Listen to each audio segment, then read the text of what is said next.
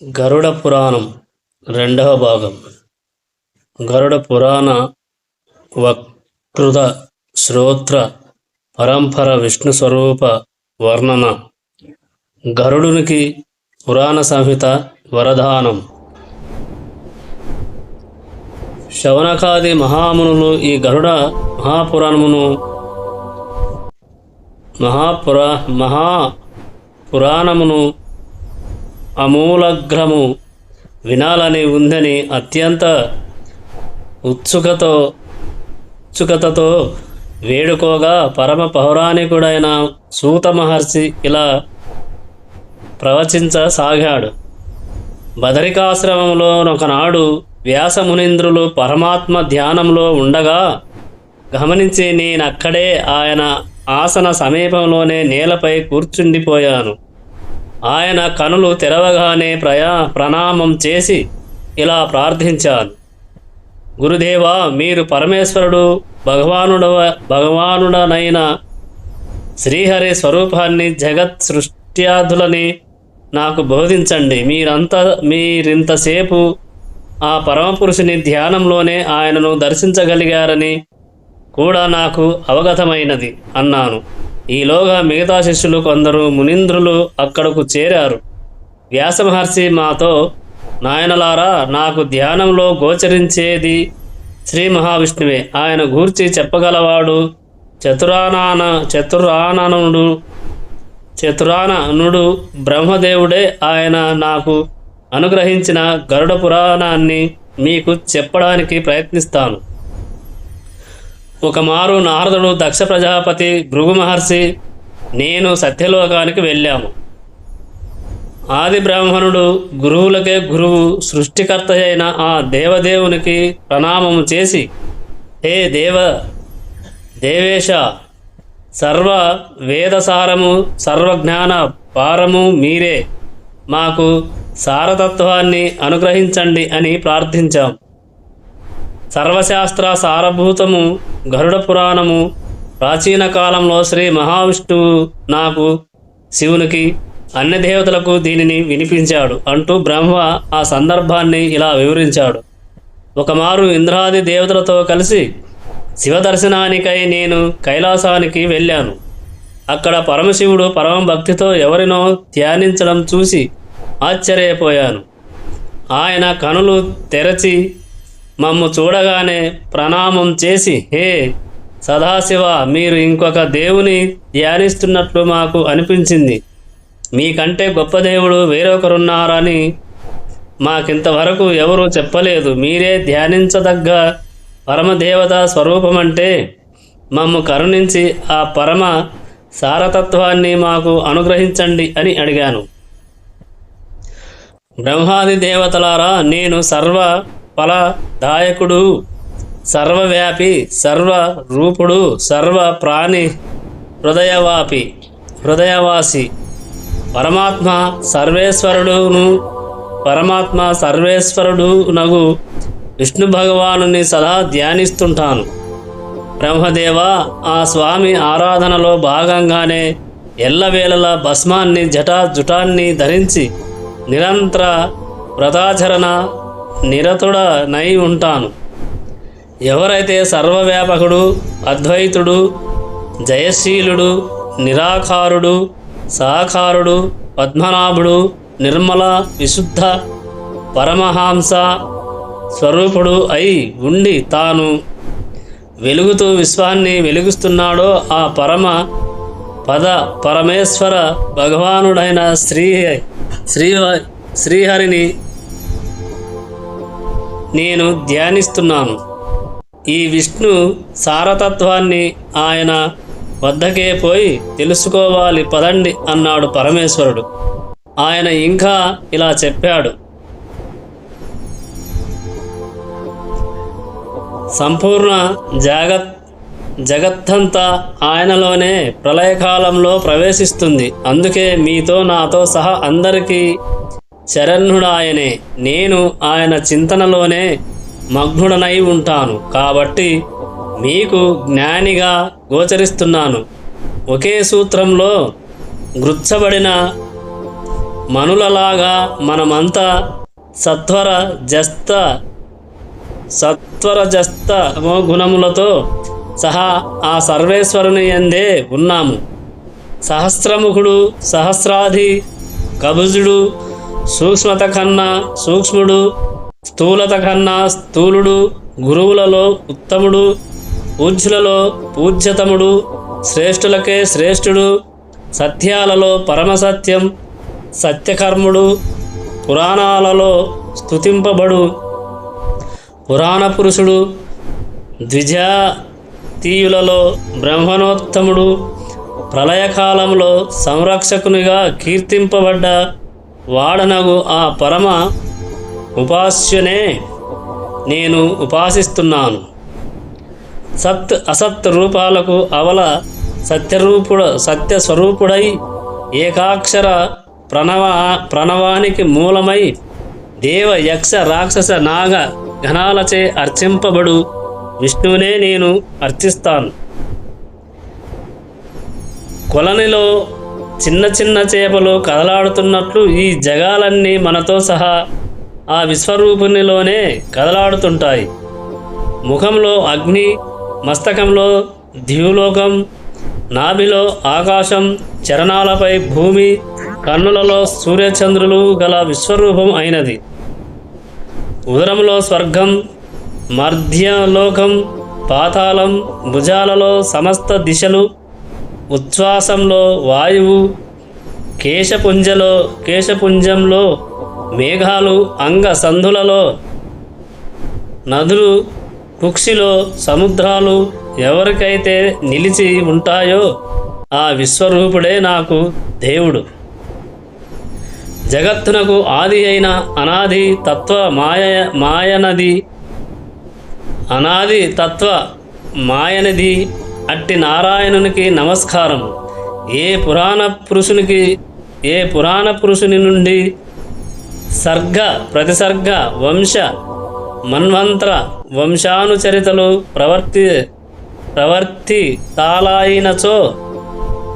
ప్రవర్తితాలైనవో ఆ పరమాత్మ వద్దకే పోయి పరమ సారతత్వ జ్ఞానమును పొందవలసి ఉన్నది అంటూ పరమశివుడు కూడా మాతో విష్ణువు వద్దకు బయలుదేరాడు. వ్యాసమునింద్ర, ఆ రోజు పరమశివునితో కలిసి మేమంతా శ్వేతద్వీపం చేరుకొని అక్కడనున్న విష్ణు భగవానుని దర్శించి ప్రణామం చేసి స్తుతిలోనర్చాం. పరమసారతత్వ స్వరూపుడగు విష్ణువు ద్వారానే ఆ పరమతత్వం యొక్క సారాన్ని వినడానికి మేమంతా వేచి ఉండగా పరమేశ్వరుడు మా అందరి తరపున మహావిష్ణువునిలా ప్రార్థించాడు. హే దేవేశ్వర, హరే దేవాదిదేవుడెవరో, పరమేశ్వరుడెవరో, ధ్యేయుడెవరో, పూజ్యుడెవరో, ఈ పరతత్వాన్ని ఏ వ్రతాల ద్వారా సంతుష్టపరచగలమో, ఏ ధర్మం ద్వారా, ఏ నియమాన్ని పాటించి, ఏ పూజలు చేసి, ఏ ఆచరణలను అనుసంధించి ఆ పరమాత్మను ప్రసన్నం చేసుకోగలమో తెలిస్తే అదే నిజమైన జ్ఞానం. ఆయన స్వరూపమెట్టిది, ఏ దేవుని ద్వారా ఈ జగత్తు సృష్టింపబడింది, దీనిని పాలించేదెవరు, ఆయన ఏ ఏ అవతారాలను ధరించి ఈ పనిని చేస్తాడు, ప్రళయకాలంలో ఈ విశ్వం ఎవరిలో కలిసిపోతుంది, సర్గలు ప్రతిసర్గలు వంశాలు మన్వంతరాలు ఏ దేవుని ద్వారా ప్రవర్తితమవుతాయి, ఈ దృశ్య మాన జగత్తంతా ఏ దేవునిలో ప్రతిష్ఠితమై ఉంది, ఈ విషయాలన్నింటినీ తెలిపేదే నిజమైన జ్ఞానం, సత్యమైన సారతత్వం. నేను ఆ జ్ఞానానికి జిజ్ఞాసుని. వీరంతా ఆ తత్వానికి అన్వేషకులు. మా అందరికీ పరమేశ్వర మహాత్మ్యాన్ని, ధ్యానయోగాన్ని కూడా విని ధరించాలని ఉంది. దయచేసి మమ్ము కృతార్థులను చేయండి. అప్పుడు భగవానుడైన విష్ణువు శివునికి పరమాత్మ మహాత్మాన్ని, ఆయన ప్రాప్తికి సాధనభూతమైన ధ్యానాన్ని యోగాదిక నియమాలను అష్టాదశ విద్యలలో విరాజమానమైన జ్ఞానాన్ని ఈ విధంగా ప్రసాదించాడు. రుద్రదేవ, బ్రహ్మాది దేవతలారా, నేనే అందరూ దేవతలకు ఆరాధ్య దైవాన్ని, సర్వలోకాలకి స్వామిని నేనే. దేవ మానవాది జాతులన్నిటికీ ధ్యేయాన్ని, పూజ్యాన్ని, స్తుతియోగ్యుడను నేనే. రుద్రదేవ, మనుషుల చేత పూజలందుకొని వారికి పరమగతిని ప్రాప్తింపజేసేది, వ్రత నియమము సదాచరణలచే సంతుష్టుడనై వారి మనోరథాలను నెరవేర్చేది నేనే. నేనే ఈ సృష్టికి మూలాన్ని, స్థితికి కారకుణ్ణి, దుష్ట నాశకుణ్ణి, శిష్ట రక్షకుణ్ణి నేనే. మత్స్యాది రూపాలతో అవతరించి అఖిల భూమండలాన్ని పాలిస్తుంటాను. మంత్రాన్ని నేనే, దాని అర్థాన్ని నేనే, పూజల వల్ల ధ్యానం ద్వారా ప్రాప్తించే పరమతత్వాన్ని నేనే, స్వర్గాదులను సృష్టించినది నేనే, ఆ స్వర్గాదులు నేనే. యోగిని యోగాన్ని, అధ్యాయోగాన్ని, పురాణాన్ని నేనే. జ్ఞాతను, శ్రోతను, మానవ కర్తను కూడా నేనే. సంభాషింపబడు విషయాన్ని సంభాషించే వ్యక్తిని నేనే. ఈ జగత్తును నేనే. అందులోని సమస్త పదార్థాలు నా స్వరూపాలే. భోగ మోక్ష ప్రదాయకమైన పరమ దైవాన్ని నేనే. ధ్యానం, పూజ, వాటి ఉపచారాలు, సర్వోత భద్రాది మండలాలు నేనే. ఏ శివాది దైవతములారా, నేనే వేదాన్ని, ఇతిహాస స్వరూపుడను, సర్వజ్ఞానమయుడను, సర్వలోకమయుడను, బ్రహ్మాది దేవతల ఆత్మ స్వరూపుడను నేనే. సాక్షాత్తు సదాచారాన్ని, ధర్మాన్ని, వైష్ణవాన్ని, వర్ణాశ్రమాన్ని, వాటి వెనుకనున్న సనాతన ధర్మాన్ని నేనే. యమ నియమాలు, వ్రతాలు, సూర్యచంద్ర మంగళాది గ్రహాలు నేనే. ప్రాచీన కాలంలో పక్షిరాజైన గరుత్మంతుడు గొప్ప తపస్సు ద్వారా నన్ను ఆరాధించాడు. అతని తపస్సుల వల్ల సంతుష్టుడనై సాక్షాత్కరించి నీకేమి కావాలో కోరుకో అన్నాను. దేవాది దేవ, 4 నా తల్లిని దాసిగా చేసుకున్నారు. దేవాది దేవ, నాగులు నా తల్లిని దాసిగా చేసుకున్నారు. ఆమెను ఆ దాసిత్వ గ్రహణం నుండి విడిపించడానికి అమృతం కావాలి. మీరు నాకు వరమిస్తే నేను అవసరమైన వారిని గెలిచి నా తల్లికి దాస్య విముక్తిని గావించి వచ్చి మీ వాహనంగా శాశ్వతంగా నిలిచిపోతాను. మీరు వరమిస్తే మహాబలశాలిగా, మహాశక్తిశాలిగా, సర్వజ్ఞునిగా, పురాణ సంహిత రచనాకారునిగా మీ సన్నిధిలోనే ఉంటూ మిమ్మల్ని సేవించుకుంటూ ప్రపంచానికి మేలు చేయగలుగుతాను. ఇదే నా ప్రార్థన అని వరం కోరుకున్నాడు గరుత్మంతుడు. అప్పుడు నేను ఇలా ఆశీర్వదించాను. ఓ పక్షిరాజా, నీవడిగిన వరము నీకు సంపూర్ణముగా లభిస్తుంది. నాగా దాస్యం నుండి నీ తల్లి వినతకు విముక్తి లభిస్తుంది. దేవతలనందరినీ ఓడించి అమృతాన్ని అవలీలగా సాధించి తేగలవు. అత్యంత శక్తి సంపన్నతను కూడా సాధించి నా వాహనానివి కాగలవు. అన్ని రకాల విశేషాలను విరిచి వేసే శక్తి కూడా నీకుంటుంది. నా కృప వల్ల నీవు నా గాథలనే సంహిత రూపంలో ప్రవచనం చేస్తావు. నా స్వరూప మహాత్మలే నీవి కూడా అవుతాయి. నా గురించి నీవు ప్రవచించే పురాణ సంహిత నీ పేరిటనే గరుడ పురాణమును పేరుతో లోకంలో ప్రసిద్ధమవుతుంది. ఓయి వినతాసుధ, దేవగణాలలో ఐశ్వర్యానికి శ్రీరూపానికి నాకున్న విఖ్యాతియే పురాణాలలో నీ ఈ గరుడ పురాణానికి ఉంటుంది. విశ్వంలో నా సంకీర్తన జరిగే ప్రతి చోట నీ కీర్తన కూడా జరుగుతుంది. ఇక నీవు నన్ను ధ్యానించి ఆ పురాణ ప్రయాణాన్ని గావించు. ఇంతవరకు చెప్పి మహావిష్ణువు ఇంకా ఇంకా ఇలా అన్నాడు, పరమశివ, నా ద్వారా గ్రహించిన గరుడ పురాణాన్ని గరుడు కశ్యప మహర్షికి వినిపించాడు. కశ్యపుడి పురాణాన్ని వినడం వల్ల అబ్బిన గారిడి విద్య బలం వల్ల ఒక కాలిపోయిన చెట్టును తిరిగి బ్రతికించగలిగాడు.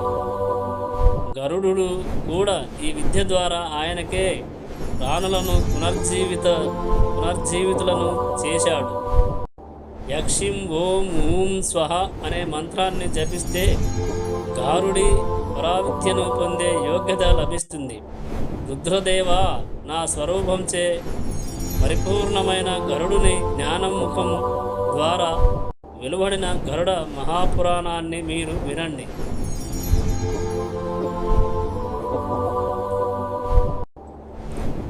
గరుడ పురాణంలో ప్రతిపాదించబడిన విషయాలు. శౌనకమునింద్ర, సాక్షాత్తు మహావిష్ణువు నుండి శివబ్రహ్మ దేవాది దేవులు బ్రహ్మ ద్వారా మా గురువు గారు వ్యాస మహర్షి అవ్యాజ అనుగ్రహం వల్ల నేను వినగలిగిన గరుడ పురాణాన్ని నా భాగ్యంగా భావించి ఈ పవిత్ర నైమిషారణ్యంలో మీకు వినిపిస్తున్నాను. ఇందులోని వివిధ అంశాలేవనగా సర్గ వర్ణనం, దేవార్చనం, తీర్థ మహాత్మ్యం, భువన వృత్తాంతం, మన్వంతరం, వర్ణ ధర్మాలు, ఆశ్రమ ధర్మాలు, దాన ధర్మం, రాజధర్మం, వ్యవహారము, వంశానుచరితము, వ్రతము, నిధానపూర్వక అష్టాంగ ఆయుర్వేదం, ప్రళయం, ధర్మం, కర్మం, కామం, అర్థం, ఉత్తమాజ్ఞనం, ముఖ్యముగా విష్ణు భగవానుని మయ సహజ లీలల విస్తార వర్ణనం. వాసుదేవుని కరుణచే గరుత్మంతుడు ఈ గరుడ మహాపురాణోపదేష్టిగా అత్యంత సామర్థ్యాన్ని చూపించాడు. విష్ణువాహనంగా ఈ సృష్టి స్థితి ప్రళయ కార్యాలలో కూడా పాలు పంచుకుంటున్నాడు. దేవతలను జయించి అమృతాన్ని తెచ్చి ఇచ్చి తన తల్లి దాస్య విముక్తి కార్యాన్ని కూడా సఫలం చేసుకోగలిగాడు. విష్ణు భగవానుని ఉదరంలోనే అన్ని భువనాలు ఉంటాయి. అయినా ఆయనకు ఆకలి వేస్తే గరుడుడే దానిని తీర్చాలి. శివాదులకు హరిరూపుడైన గరుడు కశ్యప మహర్షికి చెప్పిన ఈ పవిత్ర పురాణం తనను ఆధారంగా చదివే వారికి అన్నింటినీ ప్రసాదించగలదు. వ్యాసదేవునికి మరొక్కమారు నమస్కరించి పురాణాన్ని ప్రారంభిస్తున్నారు. సృష్టి వర్ణనం. ఏ జనార్దన, సర్గ ప్రతిసర్గ, వంశ మన్వంత్ర వంశానుచరితములన్నింటినీ విస్తారపూర్వకంగా వర్ణించండి అని పరమేశ్వరుడు ప్రార్థించాడు. ఖగవాహనుడు కాల కంఠాధుల కిలా చెప్పసాగాడు.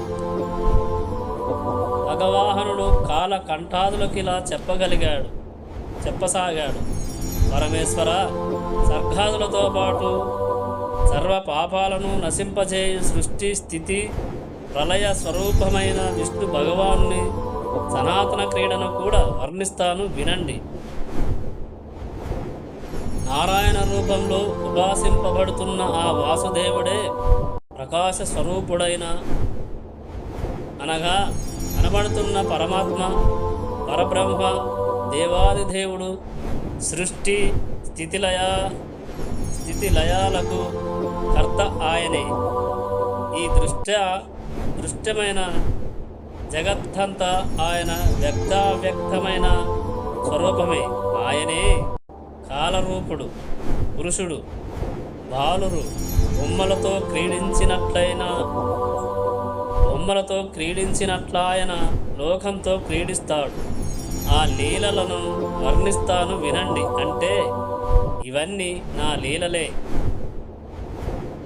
జగత్తుని ధరించే పురుషోత్తమునికి జగత్తుకున్న అధ్యంతాలు లేవు.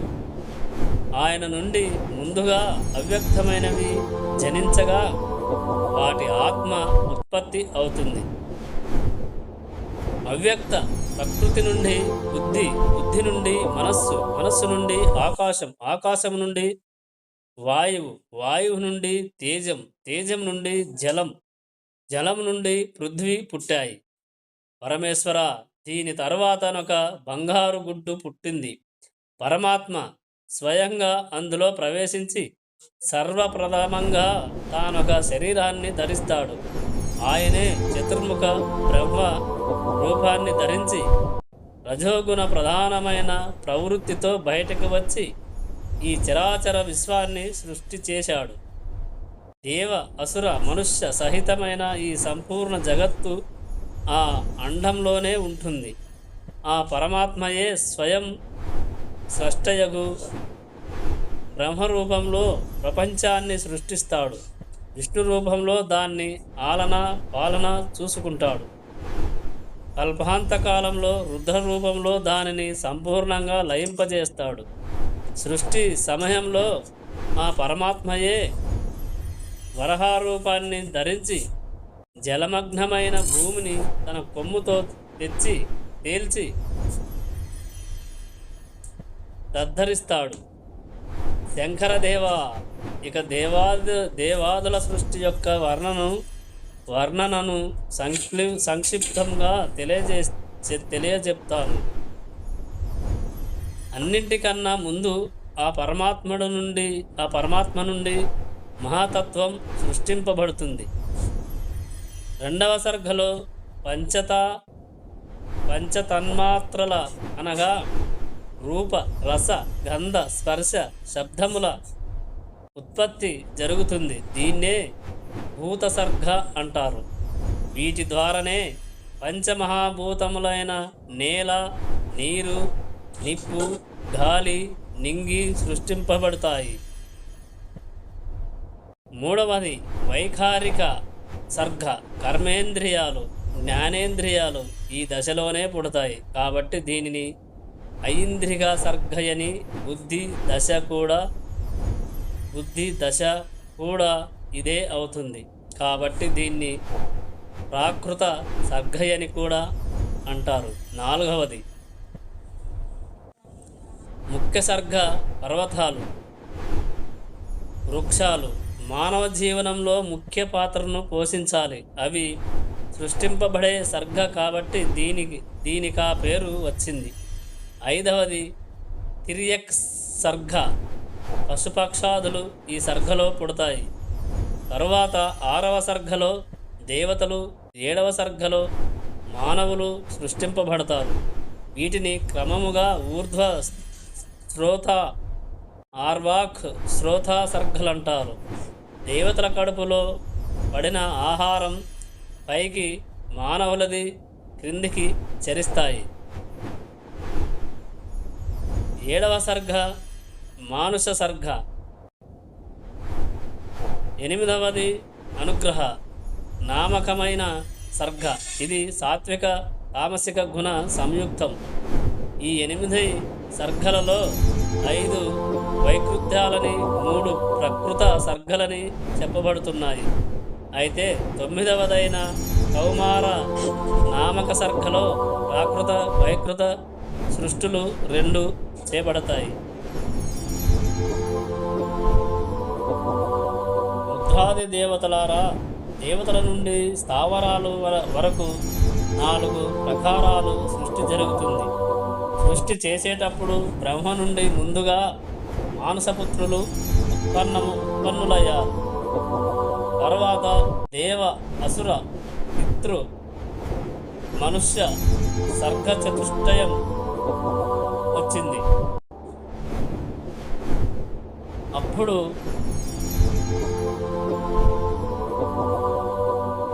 పరమాత్మ జల సృష్టి కార్యములో సంలగ్నుడైనాడు. సృష్టి కర్మలో మునిగియున్న ప్రజాపతి బ్రహ్మ నుండి తమోగుణం పుట్టుకొచ్చింది కాబట్టి ఆయన జంగల నుండి రాక్షసులు పుట్టుకొచ్చారు. శంకర, అప్పుడు ఆయన యుక్తమైన శరీరాన్ని విడిచిపెట్టగా ఆ తమోగుణం ముక్త రాత్రిగా మారి నిలబడిపోయింది. యక్షులకి రాక్షసులకి అందుకే రాత్రి అంటే చాలా ప్రీతి.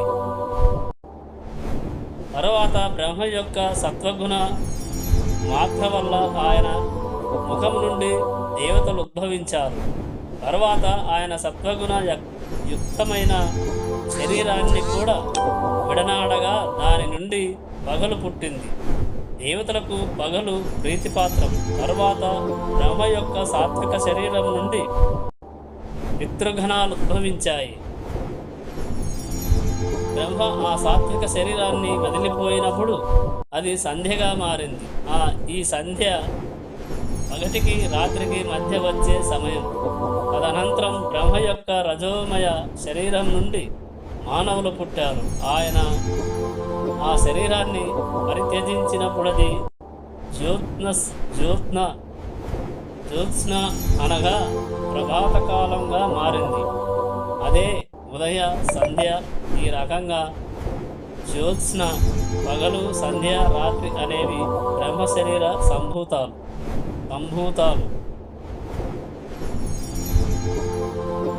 తర్వాత బ్రహ్మ రజోగుణమయ శరీరం నుండి క్షుధ, క్రోధం జనించాయి. ఇమ్మట బ్రహ్మ నుండియే ఆకలి, దప్పులు అతిగా కలవారు, రక్తమాంస సేవనలు, నగు రాక్షసులు, యక్షులు పుట్టుకొచ్చారు. ఎవరి నుండి సామాన్య జీవునికి రక్షణ అవసరమో వారు రాక్షసులు. యక్ష శబ్దానికి తినుటయని అర్థం. యక్షులు ధనదేవతలు. ధనం కోసం వీరిని పూజిస్తారు. ఈ పూజలో భక్షణ కూడా ఒక భాగం. ఈ భక్షణ వల్ల వీరిని యక్షులు అంటారు.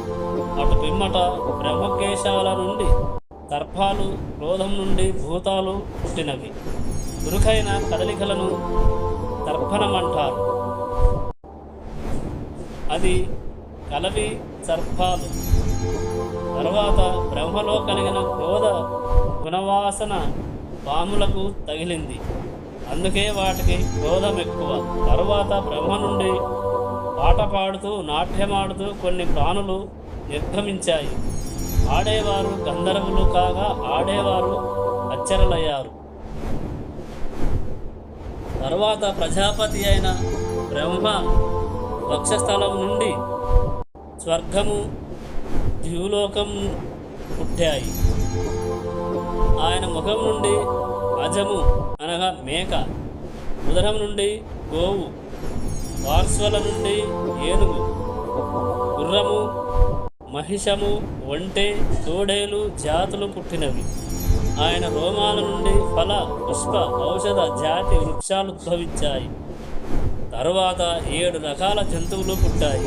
అవి క్రమంగా పులి వంటి హింస్రాకాలు, పశువులు. ఇది ఒక దశ. పశువులు 2 గోళ్ళ గిట్టెలు, జంతువులు నీటి క్షీరదాలు, కోతి జాతి పక్షుల ఉభయచరాలు, సరీసృపాలు. బ్రహ్మ యొక్క పూర్వాది 4 ముఖాల నుండి క్రమంగా ఋగ్జుస్స మాధర్వ వేదాలు జనించాయి. ఆయన ముఖం నుండి బ్రాహ్మణులు, భుజాల నుండి క్షత్రియులు, గురువుల నుండి వైశ్యులు, పాదాల నుండి శూద్రులు ఉత్పన్నులైనారు. వెంటనే బ్రహ్మవారిలో ఉత్తములైన బ్రాహ్మణులకు బ్రహ్మలోకాన్ని, క్షత్రియులకు ఇంద్రలోకాన్ని, వైశ్యులకు వాయులోకాన్ని, శూద్రులకు గంధర్వలోకాన్ని నివాసాలుగా నిర్ధారణ చేశాడు. ఆయనే బ్రహ్మచారులకు బ్రహ్మలోకాన్ని, స్వధర్మ నిరతులై గృహస్థ శ్రమాన్ని నిర్వహించిన వారికి ప్రజాపత్య లోకాన్ని, వానప్రస్థులకు సప్తరిశలోకాన్ని, సన్యాసులకు, పరమ తపో నిధులకు అక్షయలోకాన్ని ప్రాప్త్యలోకాలుగా నిర్ధారణ చేశాడు. మానవ సృష్టి వర్ణన. దక్ష ప్రజాపతి సృష్టి విస్తారం. శంకర, ప్రజాపతి బ్రహ్మ పరలోకంలో నివసించే మానస ప్రజా సృష్టి తర్వాత నరలోక సృష్టి విస్తారాన్ని గావించే మానసపుత్రుల వైపు దృష్టి సారించాడు. ఆయన నుండియే యములు, రుద్రులు, మానవులు, సనకుడు, సనాతనుడు, భృగు, సనత్కుమారుడు, రుచి, శ్రద్ధ, మారీచి, అత్రి, అంగీరసుడు, పులస్త్యుడు, పులహుడు, క్రతువు, వశిష్ఠుడు, నారదుడు జనించారు. అలాగే పితృగణాల వారు 7 అనగా బర్హిషద, అగ్నిస్వత్థ, క్రవ్యాధ, ఆజ్యప, సుఖాలిన, ఉపహుత, దీప్య నామకుల కూడా ఉద్భవించారు. వీరిలో మొదటి 3 అమూర్త రూపులు, చివరి 4 మూర్త రూపులు, అంటే కళ్ళకు కనిపిస్తారు. కమల గర్భుడైన బ్రహ్మ దక్షిణ అంగుష్టం, కుడి బొటనవ్రేలు. దక్షిణ అంగుష్టం అంటే దక్షిణ అంగుష్టం నుండి ఐశ్వర్య సంపన్నుడైన దక్ష ప్రజాపతి ఎడమ బొటనవ్రేలు నుండి ఆయన భార్య పుట్టారు. వీరికి శుభలక్షణములైన ఎందరో కన్యలు పుట్టగా వారిని బ్రహ్మమానస పుత్రులకు దక్ష ప్రజాపతి సమర్పించాడు. సతీదేవి అను పుత్రికను రుద్రునికిచ్చి పెళ్లి చేయగా వారికి పెద్ద సంఖ్యలో మహాపరాక్రమశాలురైన పుత్రులు పుట్టారు. దక్షుడు ఒక అసాధారణ రూపవతి, సుందర, సులక్షణ, లక్షిత జాతాయగు తన ఖ్యాతి అను కూతురుని భృగు మహర్షికిచ్చి పెళ్లి చేశాడు. వారికి విధాతలను కొడుకులు శ్రీ అను కూతురు కలిగారు. ఈ శ్రీనే హరి వరించి శ్రీహరి అయినాడు. వారికి బల ఉన్మాదులను కొడుకులు కలిగారు. మహాత్ముడైన మనువుకి ఆయతి, నియతి అను 2 కన్యలు పుట్టగా వారిని భృగుపుత్రులైన విధాతలకిచ్చి పెళ్లి చేశారు. వారికి ప్రాణుడు, మృఖండు పుట్టారు. నియత పుత్రుడైన మృఖండుని కొడుకే మహానుభావుడు మహర్షి అయిన మార్కండేయుడు. మారీచి సంభూతులకు పౌర్ణమాసుడను పుత్రుడు జనించాడు. ఆ మహాత్ముని పుత్రులు విరజుడు, సర్వగుడు, అంగిరామునికి దక్షకన్య స్మృతి ద్వారా ఎందరో పుత్రులు చినీవాలి, కుహు, రాక, అనుమతి నామక కన్యలు కలిగారు. అనసూయకు అత్రి ద్వారా చంద్రుడు, దుర్వాసుడు, దత్తాత్రేయుడు కలిగారు. పులస్తునికి ప్రీతి ద్వారా దత్తోలుడను పుత్రుడు పుట్టాడు. పులహ ప్రజాపతికి క్షయను పత్ని ద్వారా కర్మసుడు, అర్ధవీరుడు, సంహిష్ణువు అను పుత్రులు ఉద్భవించారు. క్రతువుకి పత్ని సుమతి ద్వారా 6000 మంది వాలఖిల్య ఋషులు ఉద్భవించారు. వీరంతా ఊర్ధ్వ రేతస్కులు, బొటనవ్రేలి పరిమాణం వారు, సూర్యునంత తేజస్సంపన్నులు. వశిష్ఠునికి పత్ని ఊర్ధ్వ ద్వారా రజుడు, గాత్రుడు, ఊర్ధ్వబాహుడు, శరణుడు, అసగుడు, సుతపుడు, శుక్రుడు అను మహర్షులు దయించారు. వీరిని సప్తమహర్షులు అంటారు. ఈయన శ్రీరామ గురువు వశిష్ఠుడు కాదు. శివశంకర, దక్ష ప్రజాపతి తన కూతురైన స్వాహాను అగ్నిదేవునికిచ్చి వివాహం చేయగా వారికి పావమాన సూచులను పుత్రులు పుట్టారు. వీరే త్రేతాగ్నులు, పరమ ఓజస్సులు.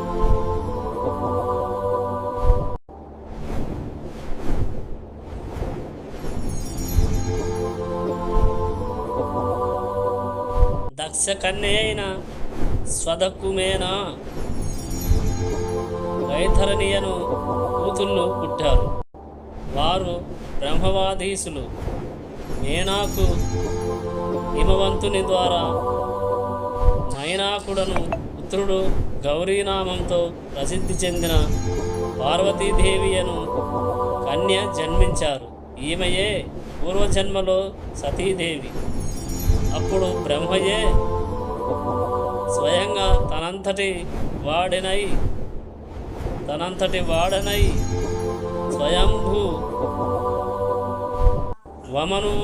స్వయంభుమనువుకు జన్మించి అతనిని ప్రజాపాలన కార్యంలో నియోగించాడు. సర్వవైభవ సంపన్నుడైన స్వయంభువ మను మహారాజు తన అఖండ ఫలంగా పరమశుద్ధి తేజస్విని తపస్విని అయిన శతరూపాదేవిని భార్యగా పొందాడు. వారికి ప్రియవ్రతుడు ఉత్థానపాదుడు అను కొడుకులు ప్రసూతి, అకూతి, దేవహూతి అను కూతుళ్ళు కలిగారు. ఆడపిల్లలు ముగ్గురిని క్రమంగా రుచి ప్రజాపతికి కర్దమ మునికి ఇచ్చి వివాహం జరిపించారు. రుచికి యజ్ఞుడనే కొడుకు, దక్షిణయను కూతురు జన్మించారు. యజ్ఞునికి 12 మంది మహాబలుశాలులైన పుత్రులు పుట్టారు. వారే యమ అను దేవగణానికి మూల పురుషులుగా ప్రఖ్యాతి నందారు. దక్ష ప్రజాపతికి ప్రసూతి ద్వారా 24 కూతుర్లు పుట్టారు. వారిలో శ్రద్ధ, లక్ష్మి, ధృతి, తుష్టి, పుష్టి, మేధ, క్రియ, బుద్ధి, లజ్జ, వపు, శాంతి, బుద్ధి, కీర్తి నామకలైన 13 కన్యలను దక్షిణాపుత్రుడైన ధర్ముడు పత్నులుగా స్వీకరించాడు. తరువాత ఖ్యాతి, సతి, సంభూతి, స్మృతి, ప్రీతి, క్షమ, సన్నతి, అనసూయ, ఊర్ధ్య, స్వాహ, స్వధ అను పేర్లు గల 11 కన్యలను దక్ష ప్రజాపతి క్రమంగా భృగు మహర్షి, పరమశివుడు, మారీచి, అంగీర మహర్షి, పులస్త్యుడు, పులహుడు, క్రతువు, అత్రి, వశిష్ఠుడు, అగ్ని, పితరుడు అను ప్రసిద్ధులకిచ్చి వివాహం చేశాడు. వీరిలో శ్రద్ధకు కాముడు, లక్ష్మికి దర్పుడు, ధృతికి నియముడు, తుష్టికి సంతోషి, పుష్టికి లోపుడు, మేధకు శృధుడు, క్రియకు దండలయ, వినయులు, బుద్ధికి బోధుడు, లజ్జకు వినయుడు, వపువుకి వ్యవసాయ, శాంతికి క్షేమ, బుద్ధికి సుఖ, కీర్తికి యశ అనువారులు పుట్టారు. కామదేవునికి రతి పత్ని కాగా వారికి హర్షుడుద్భవించాడు.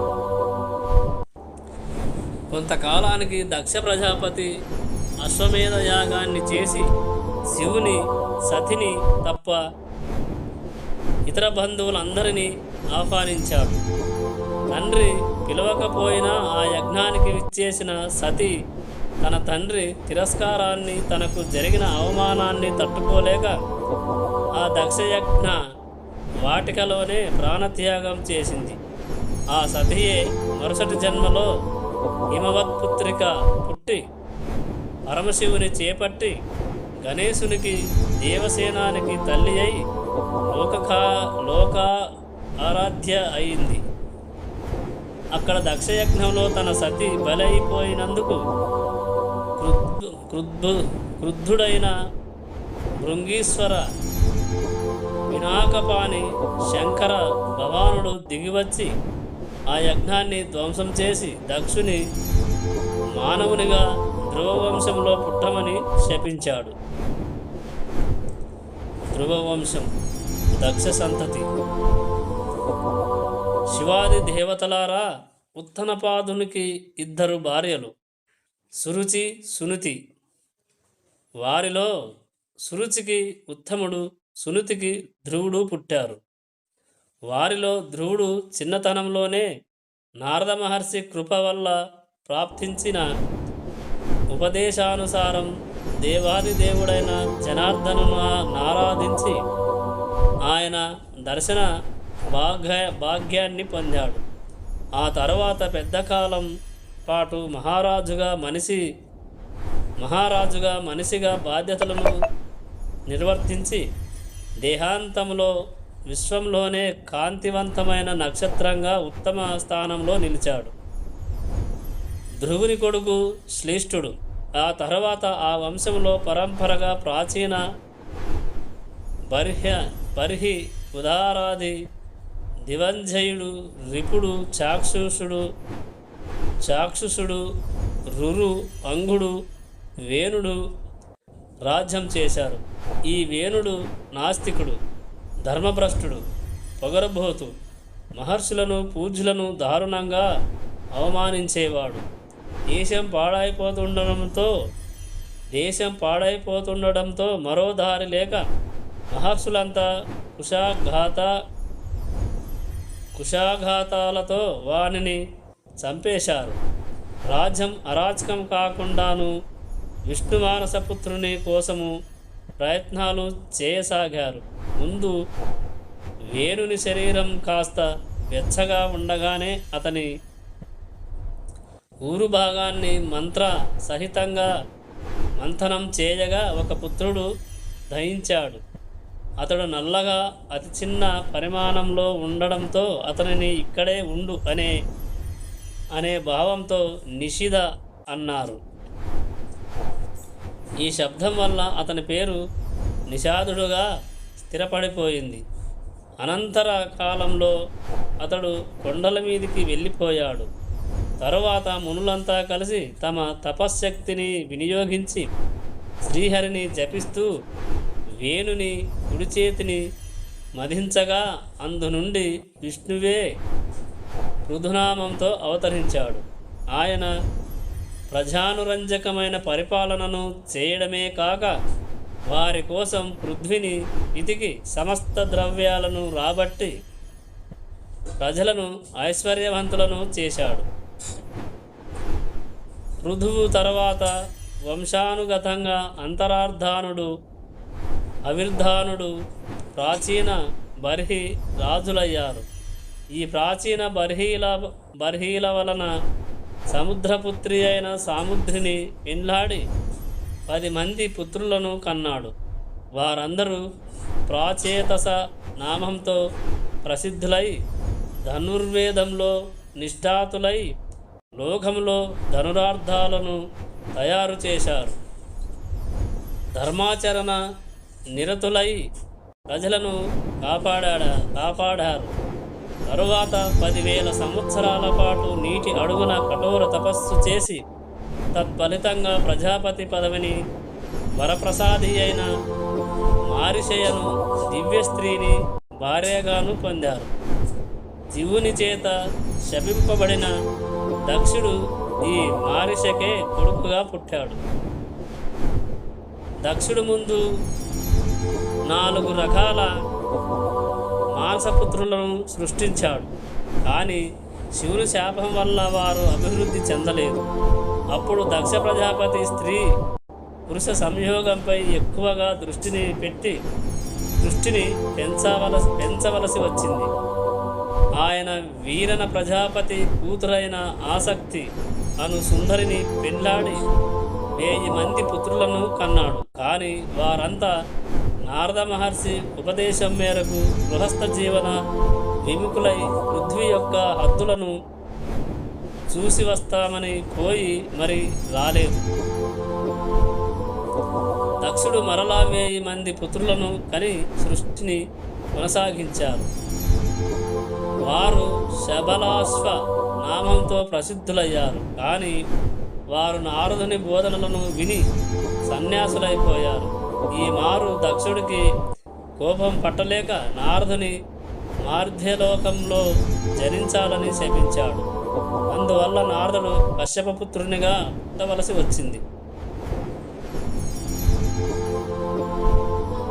ఓం నమో నారాయణ.